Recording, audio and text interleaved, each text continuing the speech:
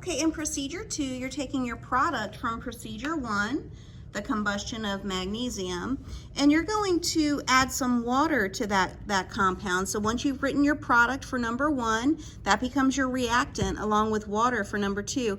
What I have here is litmus paper. This is neutral litmus paper. I want to show you what it looks like wet with water. Okay, it does not change color, it just gets wet. And what we're going to do is add some water to the white powder from reaction 1. I'm going to go ahead and rinse off those crucible tongs while I'm at it to be efficient. And I'm going to use a stirring rod to try to get some of that white powder dissolved into the water. It's not terribly soluble, but it will dissolve.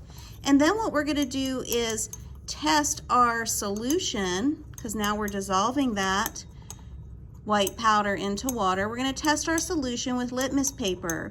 If the litmus paper turns from the kind of pinkish color to blue, then we know what we have is a basic solution.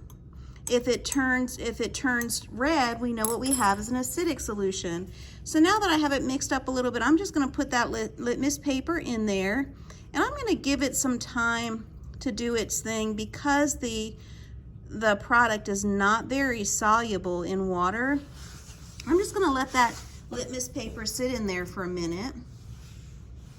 And you can see that the end of it is starting to turn blue.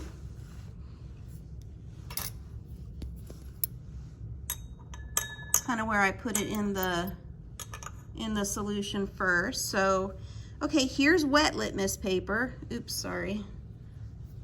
I just put my dirty fingers on that. Let me get another piece of wet litmus paper.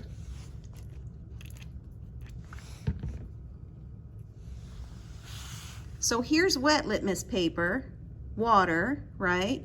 Here is litmus paper in the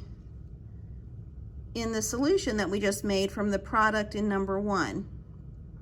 So your product from number 1 is your first reactant in procedure 2, and then the second reactant in procedure 2 is water. So you can see it's even turning more and more purple. And a litmus test indicates that if it turns blue, it is a base for litmus.